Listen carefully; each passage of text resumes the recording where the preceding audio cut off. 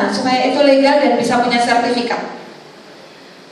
Dia bilang begini, untuk jadi sertifikat harus punya badan hukum.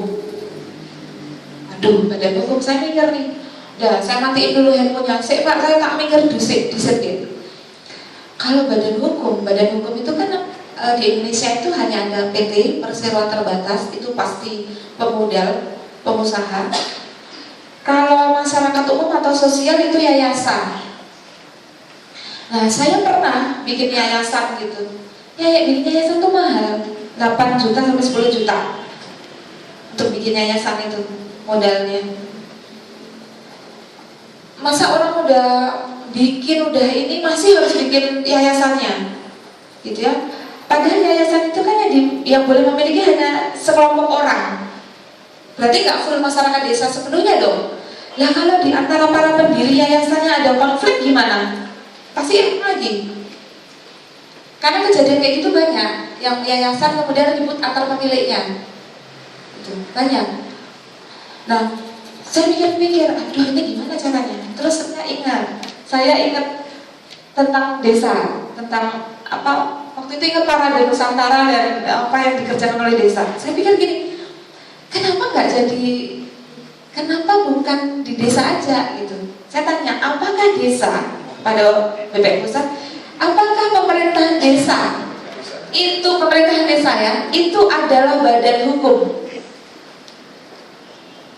Dia bilang pemerintahan desa adalah badan hukum publik. Berarti sah ya sebagai badan hukum. Oh, berarti rasa gawe sertifikat yayasan ini ya. Aku pikir itu. Pertanyaan berikutnya, kalau desa itu adalah badan hukum publik, ya, artinya kan dia sah punya aset, gitu ya. Sah nggak asetnya PNPM itu, asetnya komunitas itu menjadi aset desa? Bisa, boleh. Caranya bagaimana? Caranya ternyata sederhana. Caranya adalah dengan cara hibah atau wakaf dari masyarakat atau PNPM itu ke pemerintahan desa. Titik. So simple. Sangat sederhana gitu loh. Sangat sederhana gitu kok ya, deg-degan gak mikir itu loh, aneh gitu loh. Aneh banget.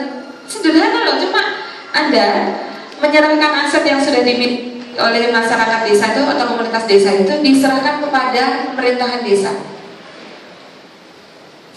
Kan tujuannya untuk masyarakat desa kan, kepemilikan bersama kan, diserahkan pada aset.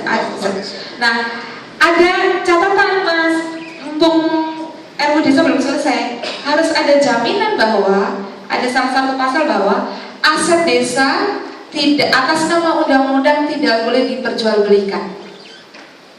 Soalnya ada proses nasionalnya karena pengadaan tanah, RUU pengadaan tanah dan undang-undang pengadaan tanah dan pembangunan ke depan, ya.